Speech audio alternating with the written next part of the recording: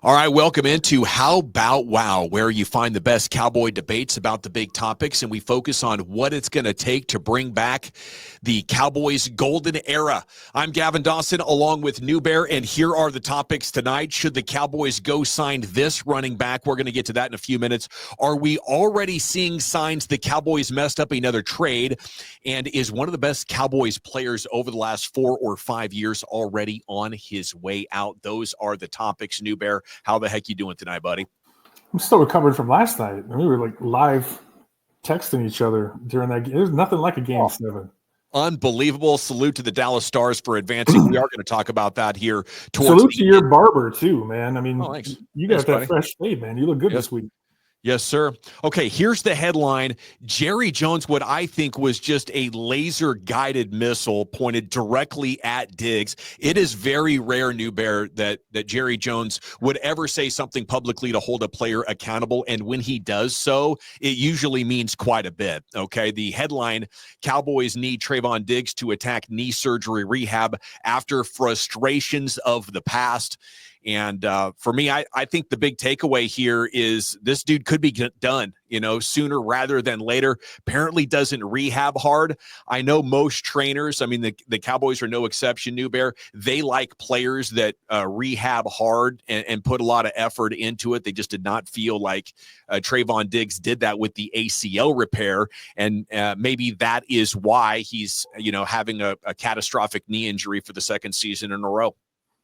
Yeah, there's a couple of things to unpack here, right? The first one being not just rehabbing hard, but rehabbing with the team, right? The big beef was that he had his own team and he wasn't doing it at the facility and it didn't go well, right? He didn't play well and he was only available for 10 games and the 11, then he's on IR. I mean, they had 5 DBs, 5 corners end up on IR last year alone, which leads into the second point, the rankings, right? Later in this same article, talking about how, they improved from a D+, but they're still a C, and they're still, 27th, 30th in some of these rankings when it comes to their own training staff and the way maybe a player like Diggs views what that rehab looks like and ultimately how it goes if he's there on site versus if he's doing it with his team that is solely dedicated to him.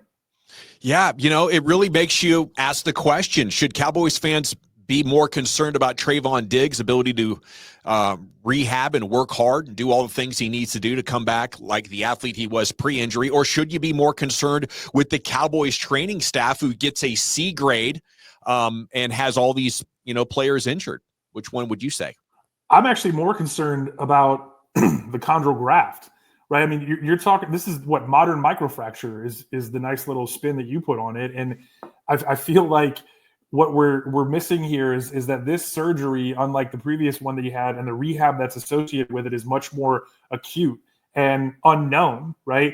The unknowns that go into an ACL injury and coming back from it include what are the ligaments and what cartilage is attached to it, right? I mean, I myself once had a doctor tell me after, 8 different doctors gave me 7 opinions after an MRI that when they opened me up on the table, my ACL was like string cheese. Like, that's a fun one to think about, right? But that's still ACL, and you're looking at MCL, LCL related to it, and medial and lateral meniscus, right? This is literally taking bone and cartilage and regrowing it, reinserting it, trying to like redo Mother Nature and fix this dude's 23andMe that he obviously shares with his brother. Dude, it is terrible. And I think you nailed it. The biggest concern in this entire equation is this modern microfracture and the unpredictability of how he's going to come out on the other side. I think just doing poor physical therapy from one ACL might be enough to deem you never going to be the same player that you were. I don't think there's any coming back from that, even at a young age. But I think you nailed it, that the microfracture's got to be the biggest concern for Cowboys fans because they need impact players. They need good players. You have about 5 or 6 less than the Eagles have, and that is why they ran roughshod over the entire conference. And the champs, the 2-time champs, they made them look like the JV squad in the Super Bowl because they are that much better. So there's a big gap between you and the Eagles, and Diggs has been one of the guys that you'd say, bang, all pro caliber. If we put all these guys together, we can have ourselves a season. You got to take one out. You got to hope Deron Bland can continue to be that player, and that now a third round other injured guy coming off an ACL can be another good corner. It's too many ifs to have a good feeling about it. Don't forget Elam too, right? The trade with Buffalo. So, every single person that they're potentially counting on out on the island has a major question mark, right? You got the second major knee injury for Diggs. You've got Bland's inconsistency, which is only going to be elevated if Diggs isn't there or if he's opposite a rookie, right? Because now you're not talking about throwing away from him because he's got the dangers of taking the ball the other way and scoring points for your team, right? He's actually going to be a guy who's going to get targeted at volume. And then the rookie's coming off an ACL, and Elam just appears to be one of those super special dudes who can't figure it out. And you would think that if he was going to figure it out and it was going to be a seamless transition from Saturday to Sunday, that would happen in a place like Buffalo where not much was – certainly the expectations were high, but when you have Josh Allen that can make up for so many mistakes and you got McDermott who's a whiz kid with the different things he's doing with the X's and O's, you would think that if he was going to do this, that would have already started to happen, right? So major questions with all four of those dudes. Yeah, the Cowboys' self-imposed budget is so bad, and their health in the DB room is so bad. I think they're looking at Elam like, yes, absolutely, a first-round bust who probably shouldn't be starting for any team in the league is actually a good idea for us because he's so cheap. So that's unfortunate. Next story here in How About Wow, Des Bryant drawing attention here to video footage from your guy Nick Chubb. I know you're a big fan, New Bear. He hits his head on the ceiling. Look at this. Look at this dude. Yeah. He hits why not? Des Bryant, an absolute super fan on the level of Michael Irvin. It's incredible how some of these players love the Cowboys as much as the fans. But Des wants the Cowboys to go get a running back. Is Nick Chubb the answer? Maybe, but I just don't see how that would happen after you've already signed Javonte and Miles Sanders and drafted the two guys. 1 year deals though, right? And rookies you can stash on a practice squad. There's other different things that you can do to mitigate some of that. At the end of the day, they got 5 or 6 guys. I mean, they already cut Malik Davis, so they're already trying to make room. Does Deuce Vaughn have any role on this team, right? But you basically have 5-6 guys competing for 3 spots, especially if you're not going to play special teams. Are they going to ask Jaden Blue to come in and play special teams? Are they going to ask Miles Sanders and Javonte Williams, vets coming off injuries, vets coming off bad production?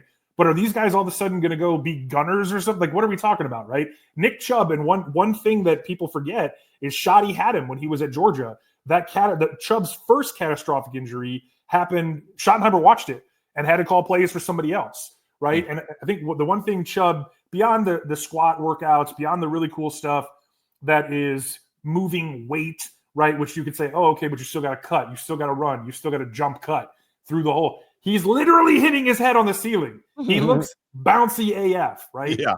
And what did we talk about last week when I said not at 12 with Booker, not because of Booker, because it was 12 and because there were still other holes that you had, other answers that you needed, right? And the biggest thing is, who are they going to be giving the ball to?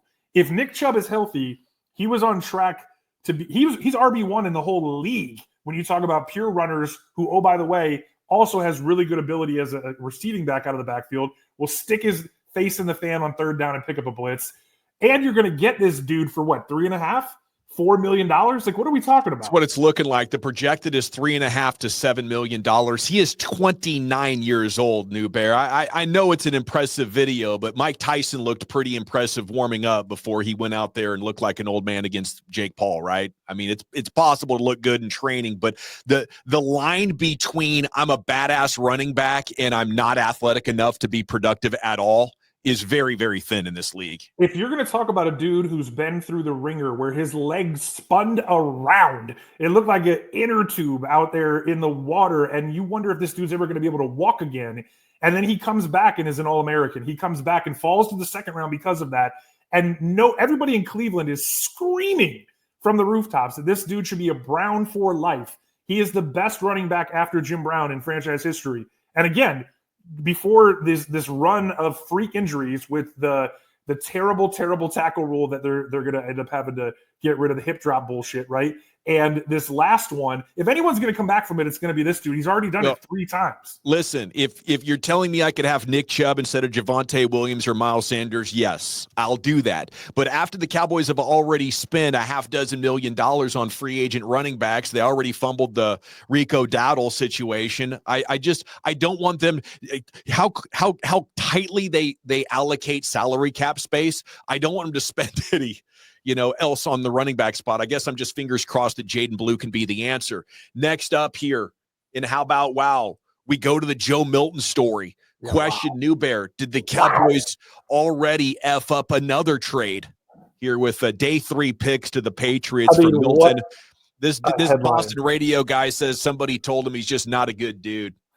So this is one of the things that I can't stand about this part of the process. Somebody said, who said it?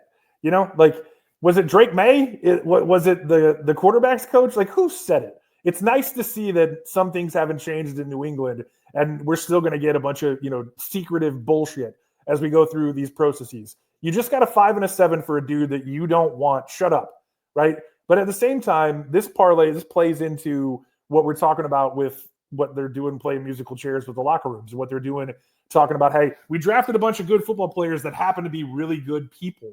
Right. And that was a big thing that we talked about in the run up to recording this week was, does it matter if you're a good dude? Right. We're talking about how do they get back to winning 3 Super Bowls in 4 years, 4 straight NFC title games, being America's team for real, not just in name and title only, but actually getting the job done. Does anybody think that the Cocaine Cowboys were good dudes? What are we talking about? Most of them are pretty good dudes, man. They just like to party. Watch what you're saying about our guys, man. Right. I love those teams. I literally Carnival Kid Deion Sanders jersey on just to be a part of this thing. I've been begging you to have this argument for years because it's the brand of brands, right? You talk about who does LeBron root for, right? LeBron is the Lakers, right? Who he now plays for, the Yankees and the Cowboys. I mean, there's a couple other teams that you talk about where you talk about brands, but nobody with the resonance of the Cowboys, but nobody who's won less. We're talking about a team in the past 30 years. The Cowboys have had almost as many seasons with negative point differential, 12, as they've actually made the playoffs, 13. I hear you, dude. I mean, there's massive questions with this team and leadership, and talent's the most important thing by far. Talent's the most important thing. The source here, or I guess the way that Greg Bedard of the Boston Sports Journal said it, he said, knowing your role, playing your role, being part of a harmonious quarterback room, that was going to be an issue. It wasn't about Drake May. It was just about the room. It seems like Milton might have been feeling himself a little bit there after getting in week 18 last season. Here's the screen share there, and wants a chance to go. And you can't blame the guy for wanting a chance to go, but it seems like a prerequisite for being in the NFL. If you're not clearly the guy, you better be humble AF about waiting for your next opportunity. And Joe Milton didn't seem like in New England he wanted to do that. How humble would you be if you were 6'5", 247, 455, 462, laser cannon, rocket ball? How humble... This dude's been humbled by the draft process. This dude's been humbled by having to sit in that room and not play. And then he gets traded for a 5 and a 7 to America's team, where we are now. Look at these weaknesses. I mean, he should have been humbled by the draft process, and that humbling should have lasted until, he can go out and against a legitimate defense, maybe over a half season, put up numbers. Everything that's on this list is true, and it's indisputable. He's got the Jalen Hurts problem where he has to see it, right? He's got the problem where his upper body and his lower body aren't together. He's got the problem where, Josh Heupel's offense isn't a Sunday offense. Everything on that list is true. But if Joe Milton was standing next to Cam Ward, like Cam Ward was standing next to Shedeur Sanders, he would have made him look just as bad in the same type of video. When DK Metcalf is on a green screen with his abs going 20 feet over Tuscan arborvitaes catching balls, Joe Milton in real life looks like Michael Vick in the commercial throwing balls out of the stadium.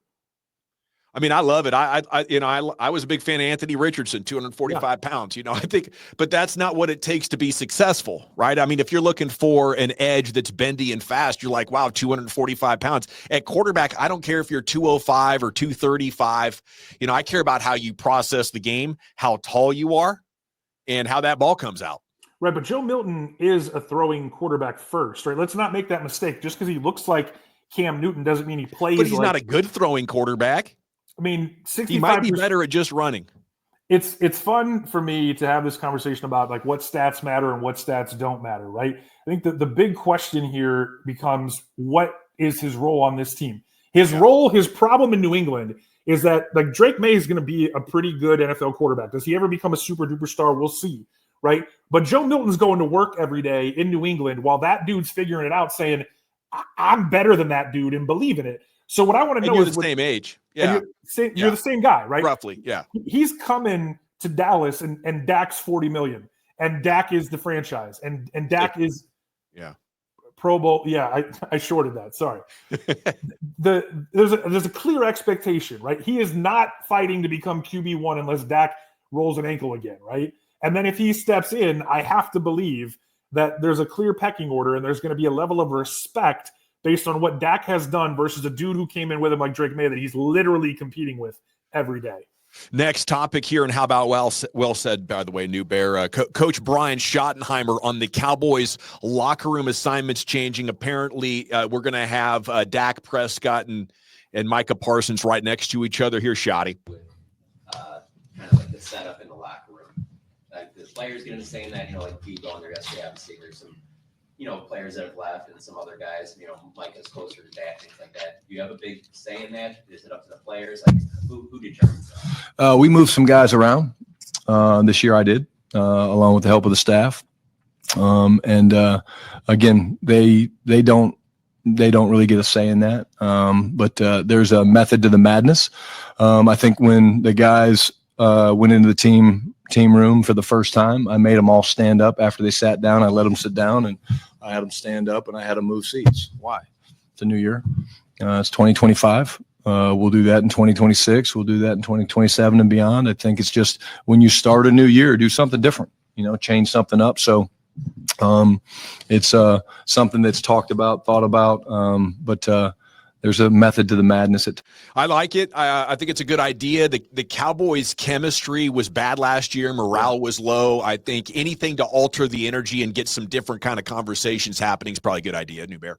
That stuff matters. I mean, people talk about momentum and how it's not a real thing and culture. And, culture fundamentally is the best or the worst behavior that you tolerate, right?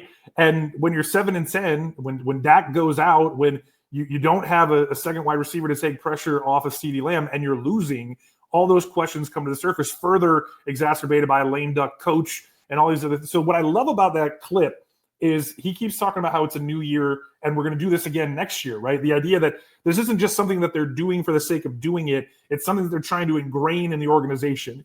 You're not just paying lip service saying we're drafting good football players, character dudes.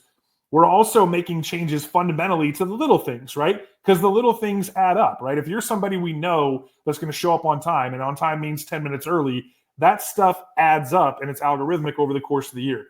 What's going to be interesting to see is how then this matriculates to the field. Like if Trevon Diggs is slow in coming back, or he takes this recovery, right, this rehab light, and he doesn't do very well, are they just going to cut him, right? If someone is a problem, right, in some way, shape, or form with penalties, right, or off the field stuff, are they just going to cut those dudes? Like, how far does this go? That's what I'm going to be interested to see. Yeah, man. I think you have to be open-minded to trying as much as new stuff as possible until you get it right. And when you get it right, I think there is a lot of gravity to that, and a lot of energy to it that can propel a group of people, to accomplish things that maybe they previously didn't think was possible. Next up, and how about real quick before we move on, though, Dawson.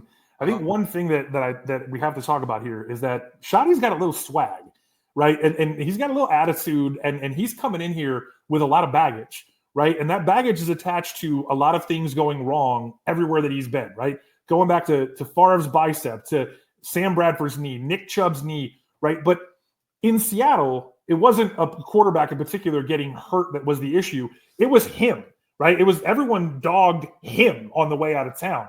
right? So he's the new sheriff in town, but he's been the OC, and I think maybe he was concerned that everyone's a little too comfortable, quite literally, in their seats. And he said, no. Day one, moment one, like, we're literally going to show you that it's a new year, and I'm not the same dude. And here's how that starts, and it's just going to build from there. Ultimately, it's probably going to end poorly wherever you go as a coach. They're not going to move on from you after you win most of the time, although it has happened occasionally. I think with Schottenheimer, I'm optimistic. I like what happened with the Jets because – and it's similar to what happened in Seattle. Can we get a good defense and figure out a way to run the ball? And early on they did with the great offensive line and Marshawn Lynch, and later on they did with the bad offensive line and Chris Carson and Russell Wilson playing option. So he was resourceful. He figured out ways to run the ball even when it looked like they shouldn't be able to. They were still great at it. And then I think he fell into trouble with that let Russ cook stuff. And he talked about that when he got the job. If you stay with Pete Carroll and play defense and run the ball, that's optimizing Russell Wilson. The farther he got away from that, the less winning, the less success Russell Wilson has had. And now the idea of him as an all-pro quarterback is a myth. It's totally been myth busted. Well, so a lot of the he has stuff learned that from that. And I like his adaptability. Now he's going out and trying to find offensive minds because he's not married to one system. He's out here flexible and open-minded. That was proven by letting Russ cook, even though that wasn't the right decision. Ultimately, I like the process, and I like him looking for ways to be better, in year 30 of a coach. That's what I'm talking about too, though, in terms of everything you've talked about why you're optimistic in totality is because of all the things that it potentially could be, right? All the experience, all the systems, all the turmoil, the tribulations, right? And he's still a young man in this league in terms of coaches and how long they can be around and prove to be successful, right? Like, there's a lot more, Andy Reid, Dick Vermeil, like all these guys, Bill Belichick's going to do it forever, right? They're going to bury him on the sidelines.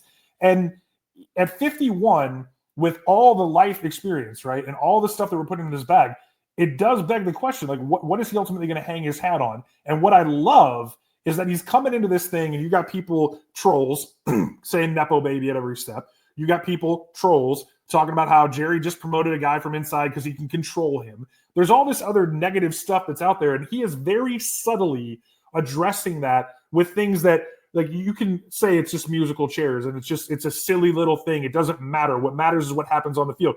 But it's part of the process which is going to come to define his program.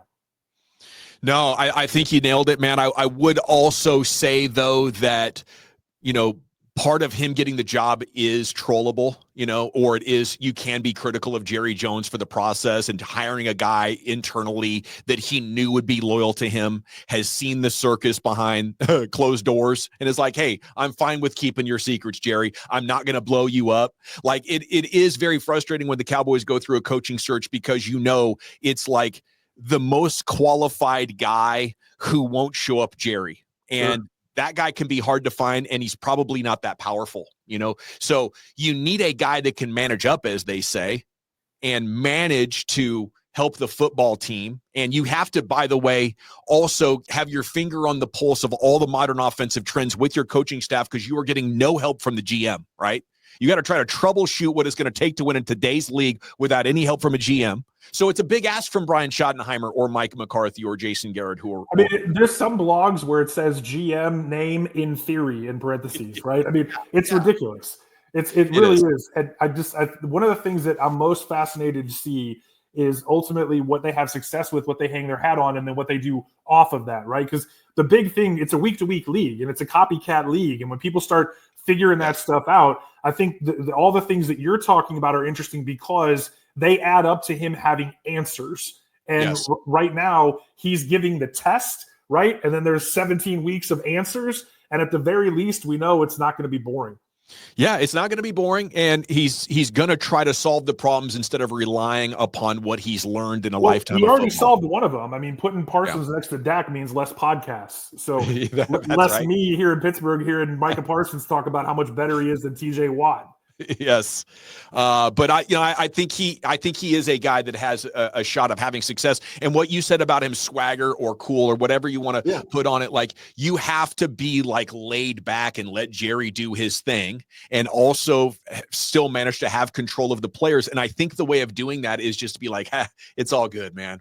We're out here. We're Cowboys. There's Jerry doing his thing. Let's calmly focus on football over here. And, if you get the right players, I think as we talk about coaching and leadership quite a bit here tonight, I do want to make the point that it only matters if your schemes are good and your players are good. Yeah, absolutely. They got a lot of good dudes, right? Yeah. They also have a lot of questions. And going back to just thinking about the answer, right, and that he has, right? I think that's why Kellen Moore gets a step ahead. That's why people get really excited about Ben Johnson in Chicago is you see these guys, and like you said, he's going to find ways to do things, even if it's in an unexpected way. And what's cool about this is that we're talking about Sunday, right? So there's an unexpected level of this because they're professionals. But at the same time, Jerry Jones is nuclear PR headlines. And like you said, Schottenheimer just over here knowing my role, but also still asserting some control, right? Yeah. So it seems like a lot of this stuff that they're talking about isn't just lip service. Yeah. I think so many coaches have made the mistake of getting frustrated by what Jerry does, and it can take you off focus. It can be a distraction, and it's going to be hard to command a room. I think if they see you publicly kind of wrestling with the owner and the real trendsetter, it's tough. You got to be a real Game of Thrones type of son of a gun to be able to manage all that and win football games. I think it's a big part of why they haven't had more success for 3 decades. Next up here in How About Wow, let's talk about it, baby. Man. Absolute glory for North Texas sports last night. It's been ticking off the Stars' man advantage. And off the clock here in the third period. Rantanen again. Rantanen scores! That's what I'm talking about. So, the skate of Gerard.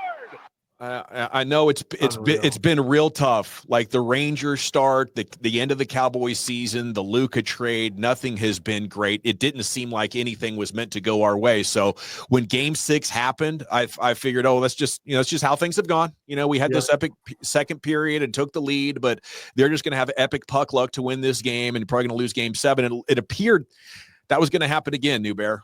So.